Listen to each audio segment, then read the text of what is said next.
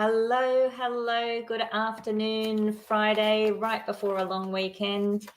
My name's Naomi from Anxiety Free Life. If you're jumping on, just give me a thumbs up or a hello. Make sure you put your name, either register through StreamYard or just type your name after the comment.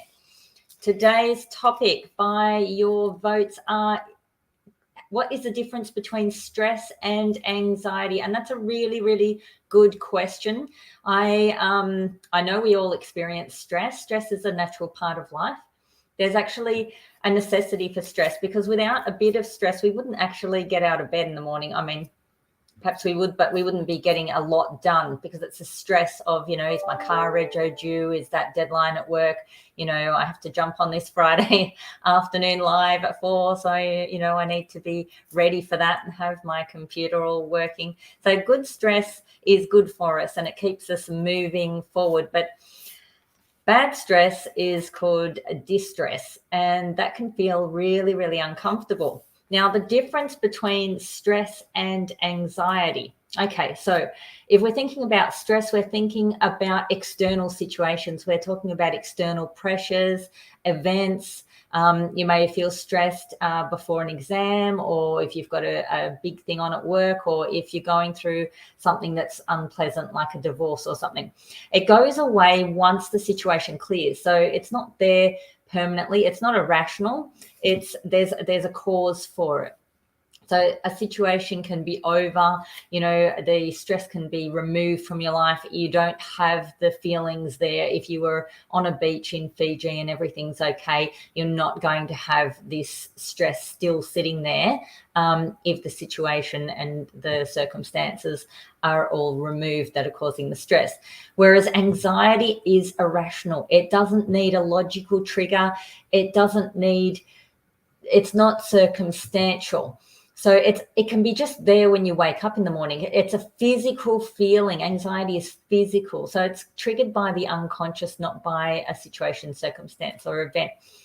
It doesn't go away when we're in a safe or calm situation. It's always there, lurking in the background. And it's that response feeling, like it's happening now, but nothing's happening. It's that worry, intrusive thoughts, that kind of stuff, when there's no trigger or anything happening there. I hope that is resonating for some of you if you're watching.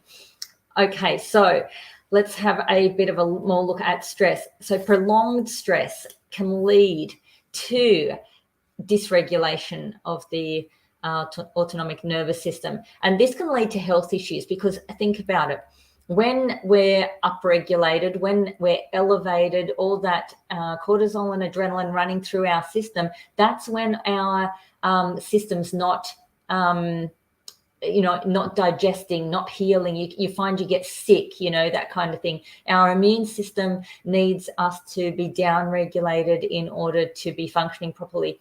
And you might notice that stress can affect your digestive system. You'll either, need to go to the bathroom, but I've never heard of anybody that's like literally in the throes of something stressful and then, needs to go to the bathroom. So it's like it starts to play with your physical, natural, digestive situation as well, either giving you accelerated digestion or slowing it right down.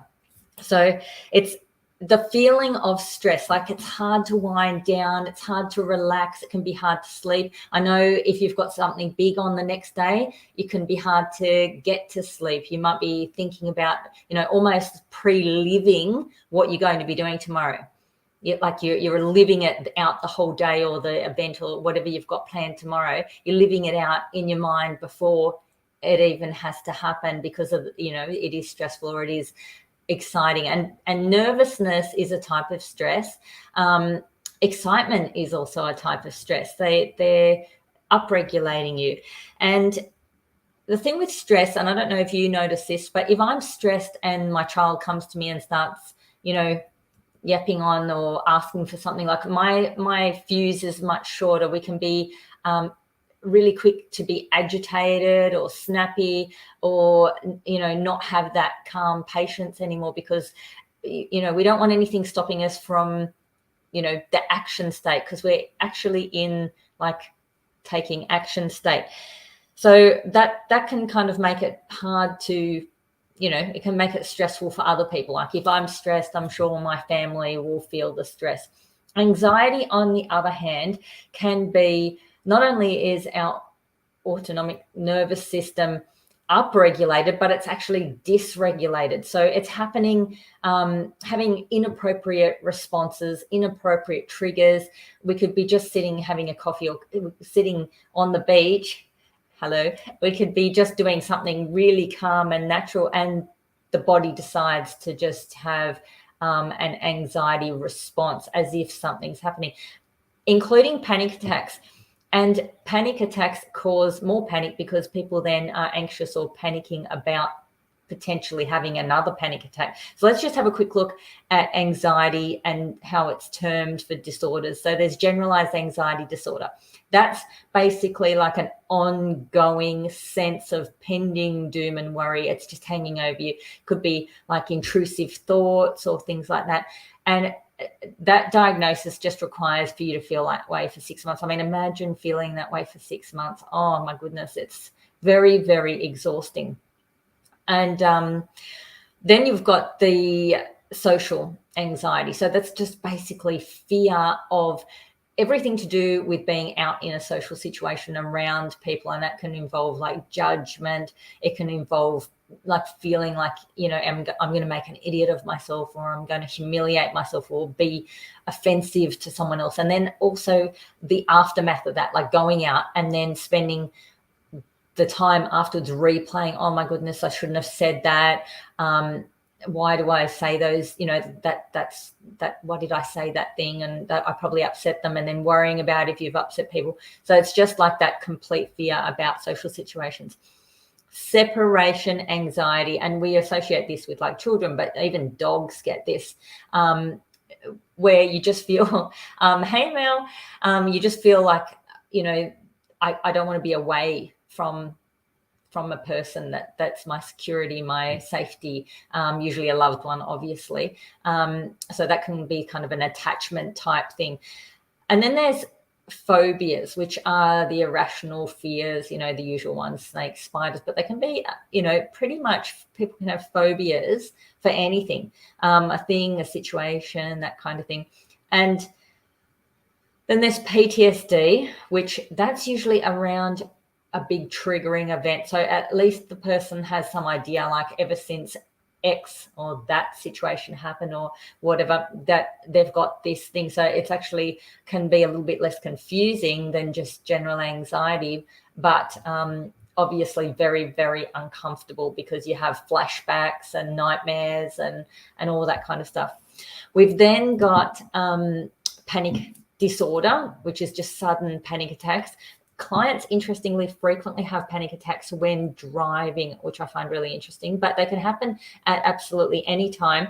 And it's very, very physical.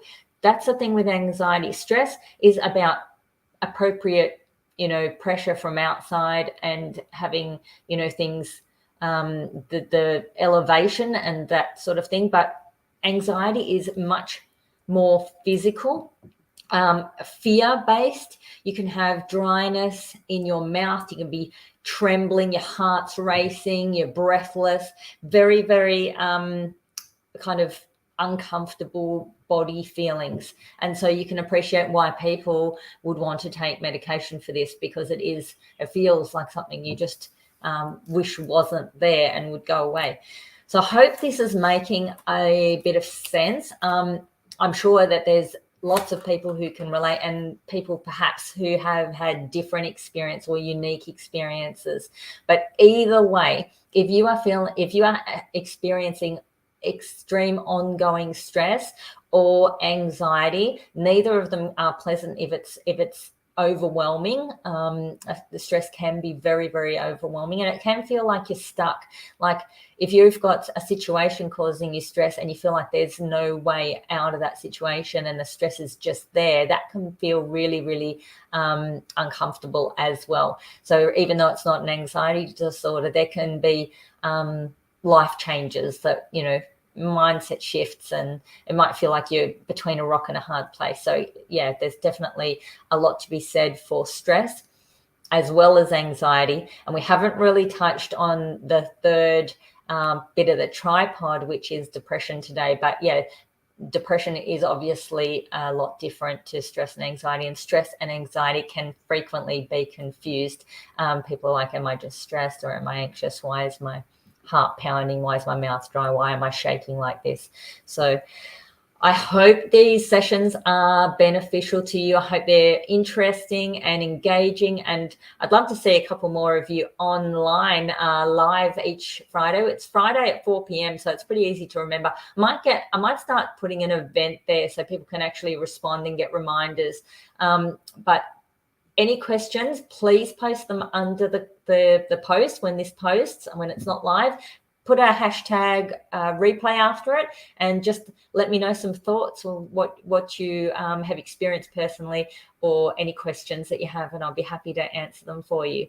Have a beautiful long weekend, and we will see you next Friday at 4 p.m. for another live. Remember to vote on Tuesday too for the topics. We've got some really meaty, juicy topics coming up, and I'd love to know which ones are interesting for you. Have a beautiful weekend. Bye.